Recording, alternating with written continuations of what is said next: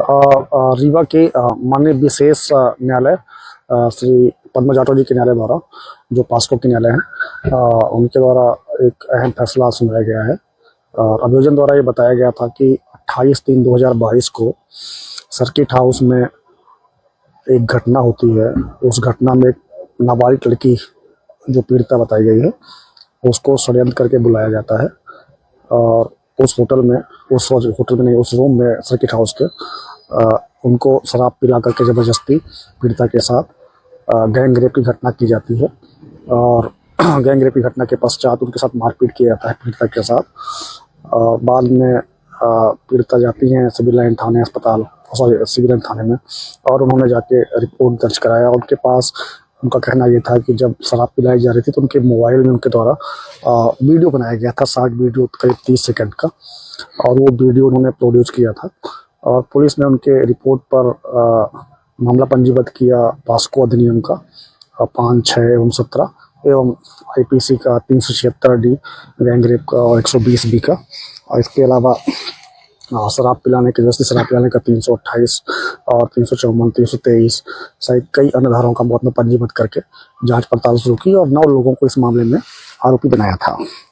और इनका ट्रायल जो है माननीय विशेष न्यायालय पॉस्को न्यायालय में चला, जिसमें आज अहम फैसला आया है, जिसमें संजय त्रिपाठी जी, जिनके खिलाफ ये आक्षेप था कि अभियोजन द्वारा बताया गया था कि जोन्ही गांव में, जो उनका गांव बताया गया था कि जोन्ही गांव में संत करके कोई महात्मा थे, वो उनको रोका गया और कुछ लोगों द्वारा षड्यंत्र करके उनको सर्किट हाउस लाया गया।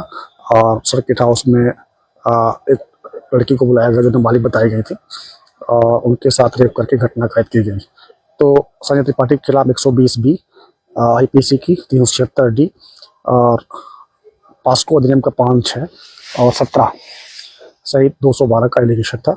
पूर्व शंकर शुक्ला के खिलाफ भी यही एलिगेशन था कि उन्होंने भी कॉन्स्पिरेसी का हिस्सा थे वो, और बाद में बाबा जो इस केस के दोषी घोषित किए गए हैं और उनको भगाने में मदद की उन्होंने।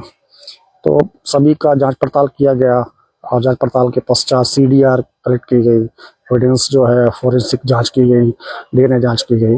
सारी जांच के पश्चात जो है आज मामला अभियोजन ने करीब 22 साक्षियों को परिचित कराया था अपनी ओर से, और 2 बचाव साक्षी प्रस्तुत किए गए थे। और संत महाराज की ओर से उनके वकील द्वारा एक बचाव साक्षी पेश किया गया था, और मैंने अपने आरोपी पप्पू रविशंकर शुक्ला की ओर से भी एक बचाव साक्षी पेश किया था। संजय त्रिपाठी जी की ओर से कोई बचाव साक्षी नहीं हुआ था। तो संजय त्रिपाठी और पप्पू रविशंकर शुक्ला को षड्यंत्र के और गैंग रेप के अपराध से सहित कई धाराओं जो उनके ऊपर चार्ज लगा हुआ था, दोष घोषित किया गया है। 2 और आरोपी दोष घोषित हुए हैं, जिनमें एक जानवी दुबे थी और एक थे तौसीफ तौहीद खान।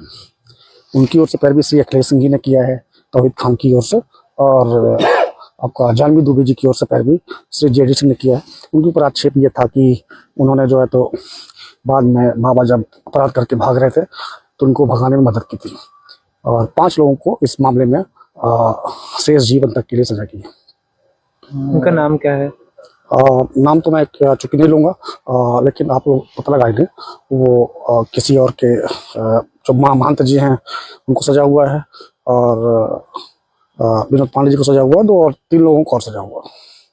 बड़ा बवाल मचा था जब ये घटना हुई थी, और असंत सीताराम मीडिया ट्रायल हुआ था। बवाल तो नहीं कर सकते, क्योंकि इसमें एक प्रतिष्ठित जो माने गए थे उस समय की महात्मा जी द्वारा कोई कथा होनी थी, तो उस समय समाज में प्रतिष्ठित माने गए थे, उनके हर जगह होर्डिंग लगे हुए थे। और बाद में एक अखिल भारतीय ब्राह्मण समाज के जो राष्ट्रीय अध्यक्ष रहे हैं, जिनको दोष मुक्त किया गया है, उनकी प्रतिष्ठा शायद इस निर्णय के बाद वापस आई है। उनको इस मामले में झूठा फंसाया गया था पुलिस द्वारा, ये माननीय न्यायालय भी माना हुआ है। तो उस समय बवाल हुआ था, मीडिया ट्रायल हुआ था, और मेरा ये मानना है कि संत त्रिपाठी जी को आज न्याय मिला हुआ है। बाबा संत जो सीताराम थे, उन्होंने पुलिस को काफी चकमा दिया था और भेष बदल कर घूम रहे थे सिंगरौली में, वहाँ से गिरफ्तार। अब मैंने चूंकि उस पार्ट का, मैं उनका वकील भी नहीं था, और कहाँ से पकड़े गए, क्या पकड़े गए, और विषय में आप जजमेंट निकालेंगे तो उस बारे में बता देंगे। संजय त्रिपाठी बरी किए गए। जी जी।